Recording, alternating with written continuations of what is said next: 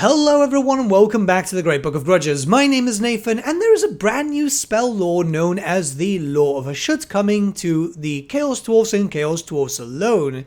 This is a spell that's mostly focused on either damage or debuffs, which is kind of cool. And what I want to do in this video is go about each of the spells, show them in action. Later on we'll have a battle showcase just to kind of show you what I mean by how some of these spells should work.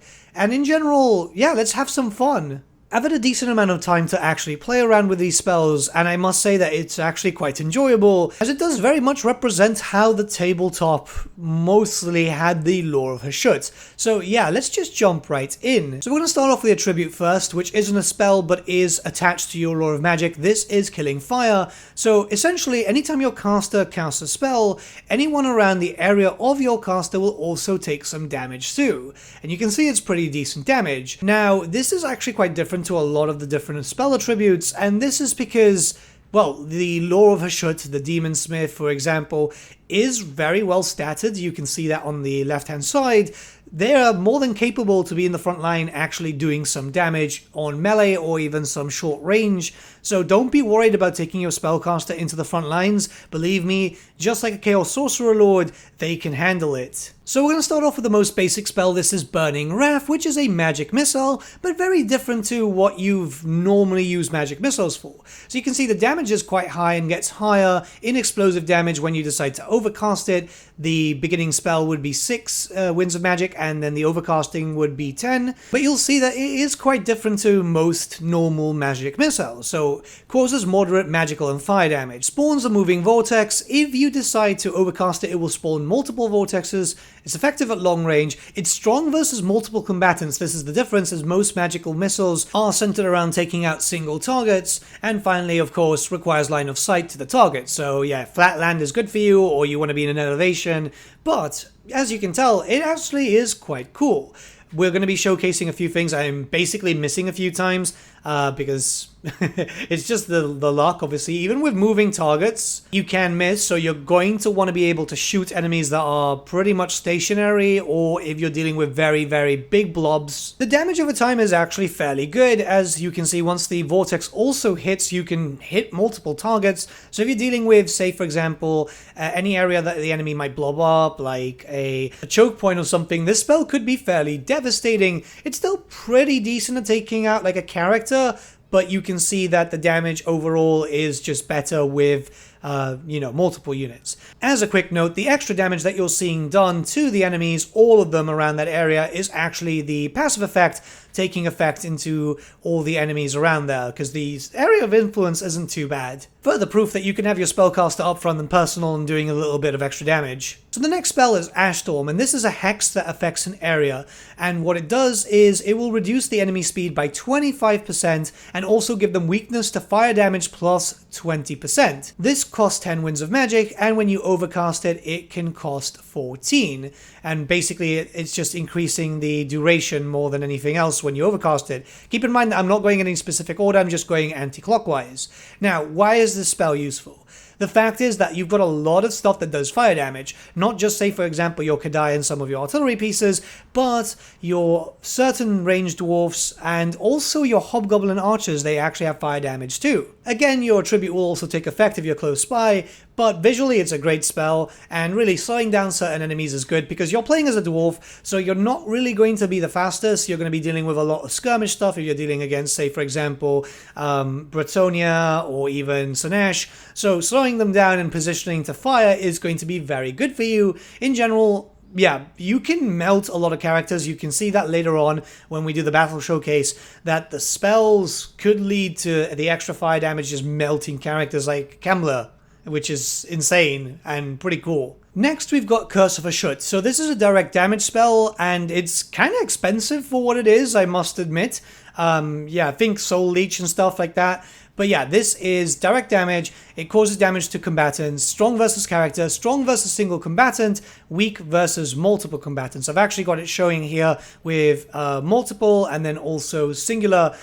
It's not too bad, I must say. It's just fairly expensive. It costs, what, 11 by itself and 16 when it's overcasted.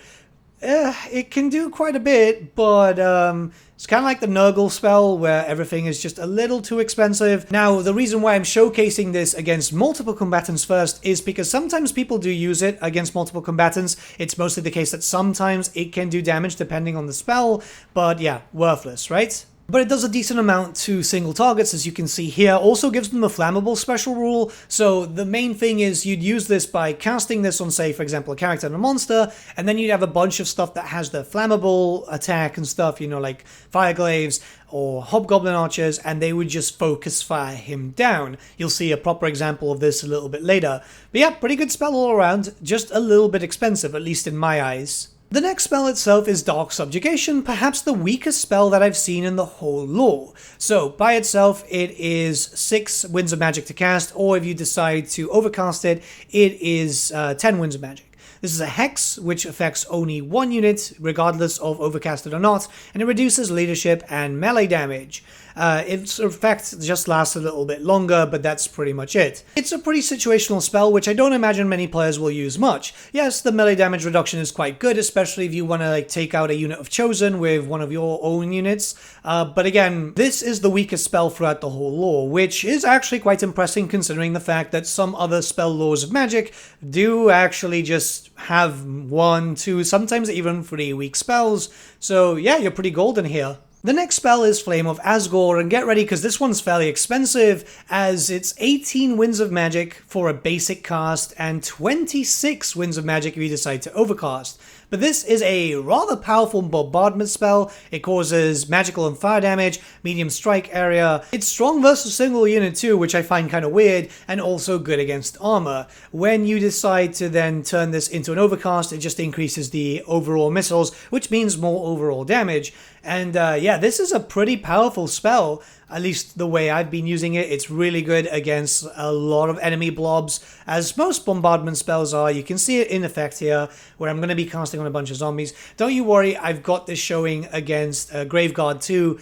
But yeah, the overall damage is pretty cool. It's quite impressive. How it looks too, it's just really, really nice. Now, again, the price is very high, but the damage output, especially if you can bog down a bunch of enemies together in a choke point, yeah, you're going to have a really, really good time. But I find this to be a very situational spell due to the high cost point. Now, I will say that it is going to be better for you in campaign than it is multiplayer, mostly because there are some factors in campaign which will allow you to reduce the Winds of Magic cost for a lot of spells. Now, the last spell is Hellhammer. Again, very expensive, but the damage is impressive. So, standard, it'll cost you 16 Winds of Magic, but overcasted, it will be 22. So, small, forward-moving area of effect, strong versus multiple units, weak versus single combatant, which is understandable. Again, magical and fire damage. You're going to be doing a lot of that. There is quite a lot there. And I've seen this spell in action. I think it's actually fairly decent. Again, I'm just testing here with zombies.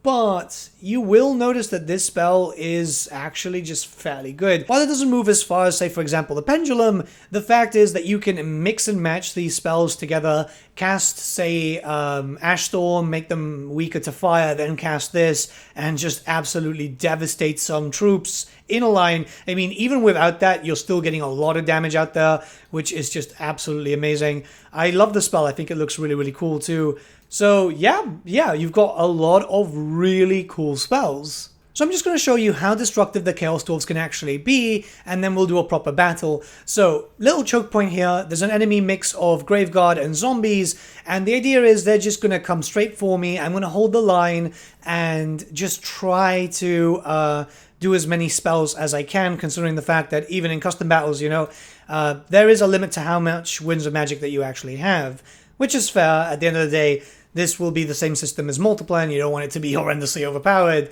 But yeah, as they start coming in, I'm just letting them slam right into basic Chaos Dwarfs, just sword and shield, well, axe and shield, just to hold them down. And as you see, the spells going out there is just absolutely insane. There is a lot of damage. It does take a while to be able to get more spells out, which is unfortunate, but again, high cost, high reward, which I think works out quite well. Yeah. Insane. There's so much damage being done, and you've obviously got your spellcaster close, which means that you're getting extra damage because of your attribute there. yeah, I see no problem with this. I think that the Lore of Magic is going to be quite good for those people who like to do a lot of outputs, but we've already seen that with the roster, which should have been the first video that goes out today. There is so much damage output with the Chaos Dwarfs that you're going to be having a good time. You've not even seen campaign yet, which will be able to start showing off on the 5th, as obviously then you have tech trees, special buildings, and so on, which will make your troops a lot stronger. You'll notice the destructive power just getting so high. So yeah, it's actually kind of fun. It is honestly really fun. They're as powerful as a Forge World army should be, if you get that reference from the tabletop. So we're going to do a battle showcase on a flat map here, and I'm going to play it as dumbed down as humanly possible. The idea is a randomly generated vampire count army versus a randomly generated army of mine. I didn't want a army that was going to be very, very powerful. I wanted to complement the spellcaster, because the idea here is to show how certain spells can be used to elevate your army's position. So not a lot of artillery, not a lot of firepower. The firepower itself is here, but it's there just to work alongside the spells that will add in weakness to fire damage. I'm also barely going to move, like, not just the army in general, as I'm going to play as a typical dwarf would, but I'm just barely going to move the units. I'm going to be as hands-offish as possible, just to show how strong the Chaos Dwarfs are in general. Which, by the way, just a little plug, if you're interested in seeing more battle testing and so on, I will be live at this point. I'll be live for a bunch of hours. Don't worry, there's another video coming out, but 8 hours pretty much every single day. We'll be covering Total War Warhammer, a lot of battle stuff until we can actually get into the campaign. So if you're interested, pop by, say hello. We're going to be testing out AI, we're going to be testing out battles, sieges, just in general, a little bit of everything. I'll be live on twitch.tv/thegreatbookofgrudges, just in case you're interested. I can't put a link down because YouTube will automatically just kind of shadow ban your stuff if you've got Twitch links, which I think is freaking horrendous, but hey.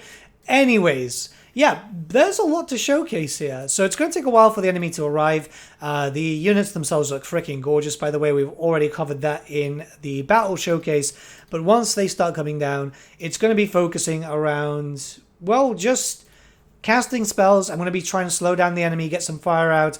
It's kind of interesting how the spell lore complements your army as a whole. It's very synergized, and I think that works out incredibly well. Normally, my first inclination is to go to the lores that I'm already used to, but with this, I wanted to go straight into the Lore of Hashut. And yeah, it's definitely worth it. It is definitely worth it because the army itself is just so impressive. I wanted to try out all the new toys as fast as possible. Yeah, Death Shriek is probably not too good for this. I should have probably used a different type of artillery, but then again, I was going as random as possible. So yeah, very early on, it's just getting into casting and slowdowns. There, the Fireglaves will start firing out and doing quite a lot of damage, with enemy Black Knights just basically getting shot down incredibly fast. Still getting the charge in, but not as good as they would have, with a lot of units already melting down before they even get to me, which I think is quite impressive. The idea is, again, spellcasting is complementary, and I can't stress this enough due to how high these spells actually cost. But you will notice that eventually a Valk does get into contact with me.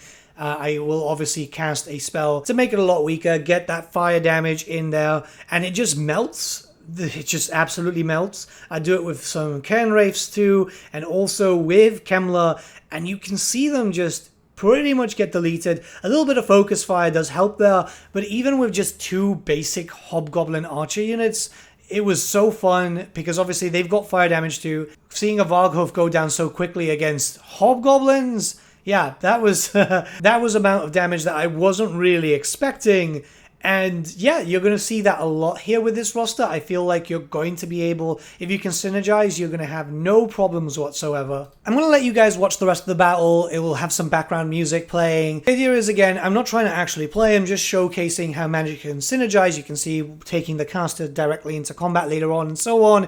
And just watch how some characters and some very powerful units like the Cairn Wraiths end up starting to melt when I turn attention to them. With all that being said, let me know what you guys think about the spell Lore of Magic, as I know a lot of people have been quite excited about this in the comments below. Let's start a bit of a discussion, and if you're interested, once again, pop by to the stream, chat, you know, we can chill and discuss. Until then, guys, have a great day, and I'll see you all again very, very soon. There's a lot of videos coming out throughout this period, so yeah, I'll see you all again very, very soon.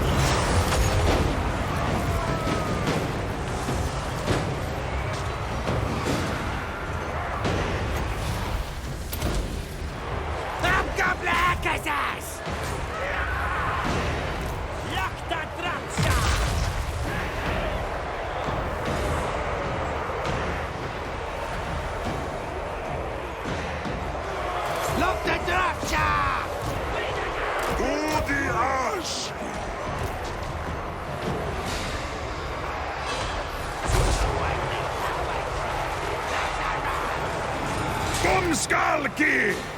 Hey! Zisho down!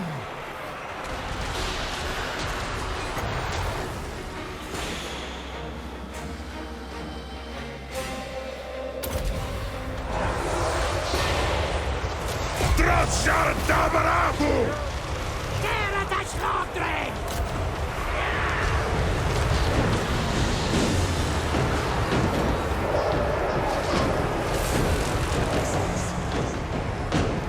Odion Arduga!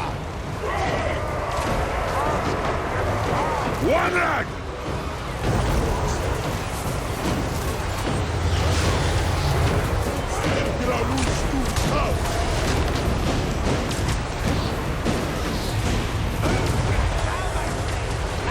Askala Irtala!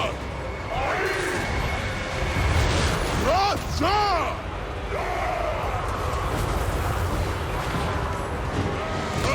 Cosa! El Gramus sa El Gramus!